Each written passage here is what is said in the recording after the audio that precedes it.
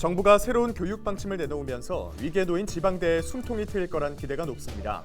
남은 과제는 무엇인지 짚어봤습니다. 전남 여수의 청년 취업과 관련해 실태를 살펴봤습니다.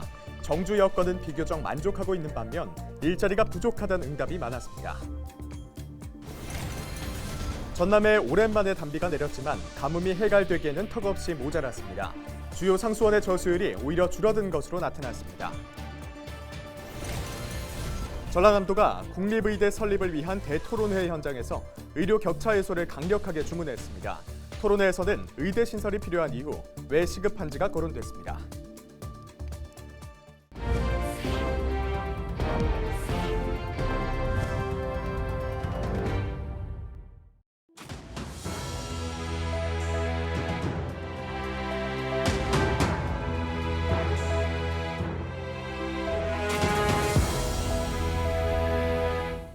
여러분 안녕하십니까? 헬로티비의 전남 뉴스입니다.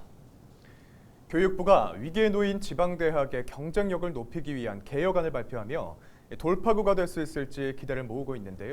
한편으론 여전히 지방의 현실을 반영하지 못하는 부분도 있다는 우려가 제기되고 있습니다. 보도에 김신혜 기자입니다.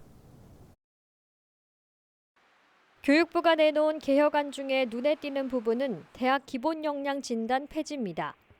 2015년부터 3차례 진행됐는데 평가 결과에 따라 등급이 나뉘어졌고 기준에 도달하지 못한 대학들은 정원을 줄이거나 각종 지원을 받지 못했습니다.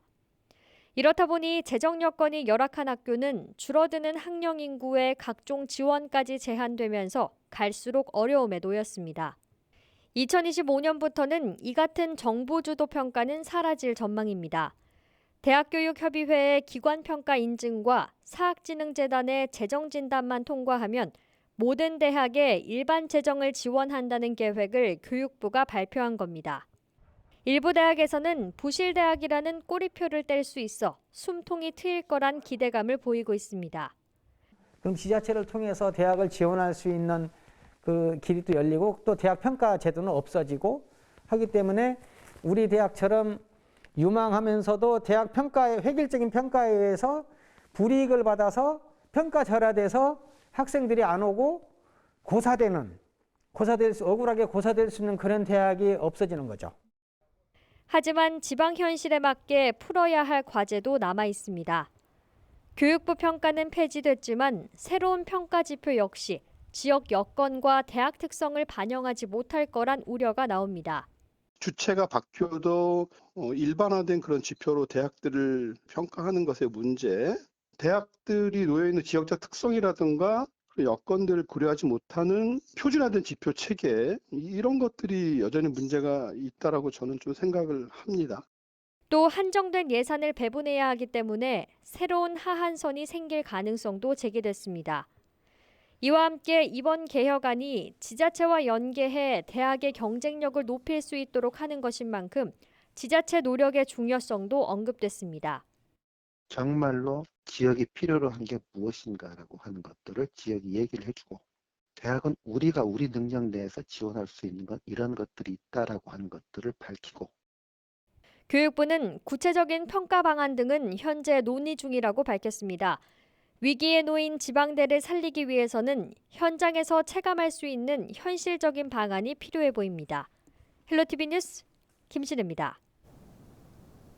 여수에 사는 청년 10명 가운데 8명은 3년 뒤에도 계속 거주할 생각이 있는 것으로 나타났습니다. 반면 일자리나 취업 여건은 미흡해 개선해야 한다는 목소리가 높았습니다. 보도에 송하영 기자입니다. 여수에 사는 청년들에게 물었습니다. 3년 뒤에도 계속 거주할 생각이 있는지를 묻는 질문에는 10명 가운데 8명이 그렇다고 답했는데 이유로는 학교와 직장이 가장 높았습니다. 일자리나 취업 분야에서는 반응이 엇갈렸습니다. 청년 10명 가운데 2명은 여수가 아닌 다른 곳으로 취업하기를 희망했습니다. 정주 여건에 대한 이유가 28%로 가장 많았고 전공과 적성에 맞는 일자리 부족, 원하는 직종이나 업종 부족이 뒤를 이었습니다. 실무진들을 만날 기회가 많이 없다 보니까 실무진들을 만나는 경우는 대부분 이공계열 학생들이 많고 문과계열 학생들은 실무진들을 만날 기회가 적다 보니까 그들과 뭐 인터뷰를 할 수 있다든지 혹은 그분들에게 어떤 실무에 관한 지식이나 지혜 혹은 경험들을 배울 수 있는 기회가 조금 더 많아졌으면 좋겠다는 생각입니다. 또 일자리가 부족하고 근로 조건이 열악하다는 답변도 응답자 가운데 각각 40%를 차지했습니다. 이를 위한 개선 방안으로는 고용 지원과 신규 기업 유치가 필요하다는 응답이 25%, 공공부문 채용 확대와 청년 창업 지원 순으로 나타났습니다. 이 밖에 청년에게 주택 공급이 필요하다는 응답은 52%, 주거비를 지원해야 한다는 답변은 43%를 차지했습니다. 실제로 여수는 해마다 인구가 줄고 청년 인구가 유출되고 있어 위기감이 감돌고 있습니다. 지역 청년들의 입장을 반영한 정책 마련이 필요할 것으로 보입니다. 헬로티비 뉴스 송하영입니다. 오랜만에 전남에 기다리던 단비가 내렸지만 가뭄 해갈에는 역부족인 것으로 나타났습니다. 전남은 13일 오전을 기해 해남과 완도 보길도가 약 50mm, 장흥 관산이 67mm, 광양 백운산은 74mm의 강수량을 기록했습니다. 같은 시기에 측정한 저수위를 보면 동복댐과 주암댐 모두 23% 정도로 각각 하루 전보다 오히려 감소했습니다. 13일 국회의원회관에서 전남 국립의대 설립을 위한 대토론회가 열린 가운데 전남도가 의료 격차 해소를 강력하게 촉구했습니다. 김영록 전라남도 지사는 이 자리에서 국립의과대학 설립 촉구 대정부 건의문을 발표하며 전남 22개 시군을 대표해 발표와 서명했다고 들었습니다. 전문가 토론회에서는 의대 신설 필요성과 시급성에 대한 사회적 공감대를 얻기 위해 타 지자체와의 협력과 연대 등이 제안됐으며 의료 인력 확대 필요성과 의료 공공성 강화 방안 등이 논의됐습니다.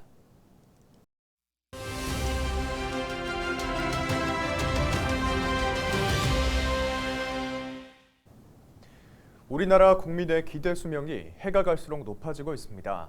OECD 평균보다 높은 수준인데요. 하지만 노인 빈곤율은 OECD 회원국 중 가장 높았습니다. 장수가 축복만은 아닌 시대, 노후 준비 어떻게 하고 있을까요? 차선영 기자가 직접 들어봤습니다.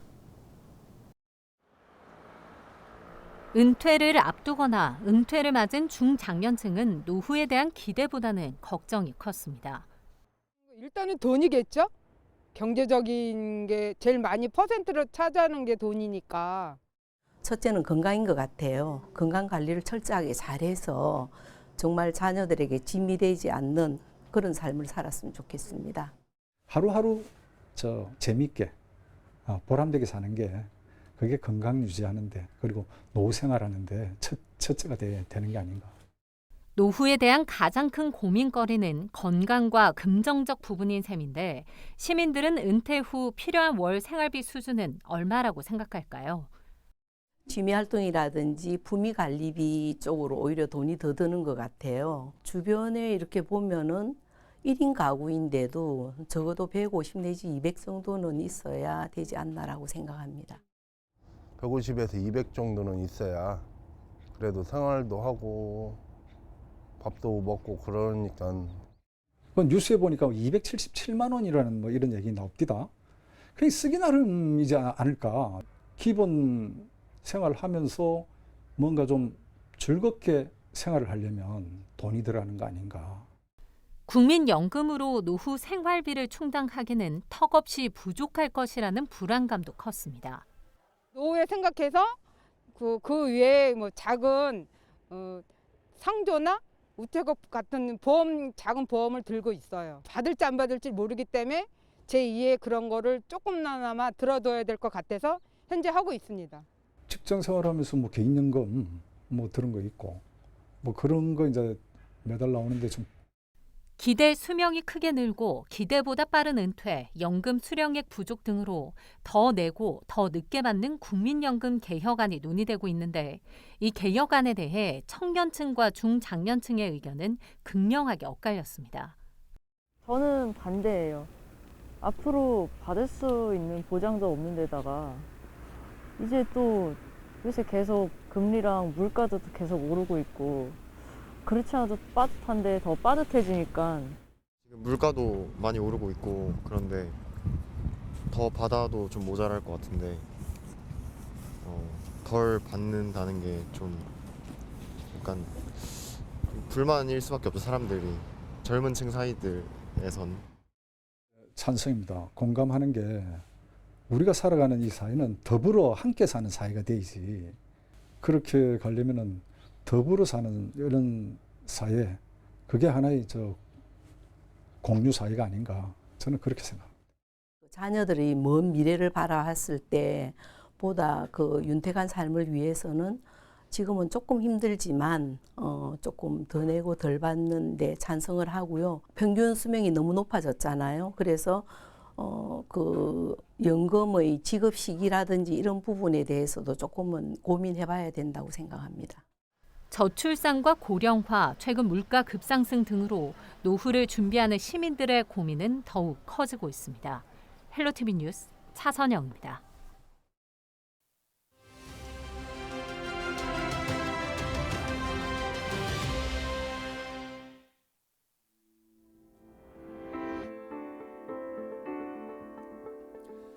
통계청의 자료를 살펴보면 지난해 취업자 수가 2,808만 9천 명으로 1년 전보다 81만 6천 명이 증가한 것으로 나타났습니다. 22년 만에 가장 큰 폭의 증가라고 하는데요. 코로나19 위기와 경기 침체 속에 반가운 소식처럼 들립니다. 하지만 증가한 취업자 수 81만 6천 명 중에 절반이 넘는 45만 2천 명이 60세 이상의 고령층이었는데요. 50대는 19만 6천 명 증가했고 20대와 30대 취업자 수는 각각 11만 2천 명 그리고 4만 6천 명 증가하는 데 그쳤습니다. 고용의 질을 살펴보면 더 아쉬운데요. 일주일 근무 시간이 15시간 미만인 초단기 근로자 수가 역대 최다인 160만 명을 기록했습니다. 퇴직금과 유급 연차 휴가가 없고 건강보험도 안 되는 일자리의 근무자가 역대 최대로 늘어난 건데요. 경기 침체가 언제 끝날지 모르는 상황에서 고용 안정성까지 더 나빠지고 있는 모습입니다. 데일리 브리핑이었습니다.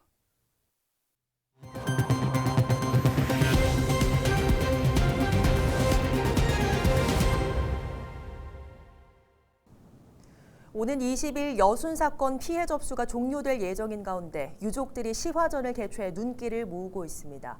순천 기업공장 1945 갤러리에서 이달 말까지 만나볼 수 있는 여순항쟁 순천 유족 시화전에는 본인이 직접 겪은 사건을 토대로 그린 그림과 마음속 깊은 이야기를 담은 시 등 유족 작가 작품 38점, 지역 작가가 그린 작품 9점이 전시됐습니다. 유족들은 여순 사건 특별법 제정 이후 지역민이 보내준 관심에 대한 감사와 아직도 용기를 내지 못해 피해 신고를 주저하고 있는 전국의 유족들을 위해 이번 시화전을 준비했다는 소감을 밝혔습니다. 우리 유족들한테 조금이나마 효과가 있어갖고 남은 하루라도 빨리 진실 화해가 이루어지기를 바라는 마음으로 그런데 이거 쓰게 됐죠. 죄도 없고 누가 한나 저 사람이 저 남녀당이다 이래가지고 그냥 억울하게 돌아가신 그 마음을 좀 생각해 주셨으면 합니다. 법원이 세월호 참사 유가족에 대한 사생활 침해를 비롯해 국가의 2차 가해 사실을 인정했습니다. 서울고법 민사 4부는 세월호 참사 유가족 228명이 국가와 청해진 해운을 상대로 낸 손해배상 소송 항소심에서 희생자 부모 1명당 위자료 500만 원을 추가로 지급해야 한다고 판결했습니다. 재판부는 국군 기무사령부가 세월호 유족의 인적 사항과 정치 상향을 서찰하거나 보고해 사생활의 자유를 침해한 사실이 인정된다고 밝혔습니다. 지난 1심에서는 희생자 1명당 위자료 2억 원, 친부모에게는 각각 4천만 원, 형제자매나 조부모 등 유족들에게는 최대 2천만 원을 지급하라고 판결했습니다. 올해 전남 지역 초등학교 33곳이 신입생을 단 한 명도 받지 못한 것으로 나타났습니다. 전라남도 교육청은 분교를 포함한 지역 초등학교 471곳 가운데 33개 학교가 신입생이 없는 것으로 확인됐다고 밝혔습니다. 2년 연속 신입생이 없는 학교는 17곳으로 집계됐다고 덧붙였습니다. 지역별로는 신안이 5곳으로 가장 많았고 진도와 보성이 각각 4곳, 해남 여수가 3곳으로 뒤를 이었다고 설명했습니다.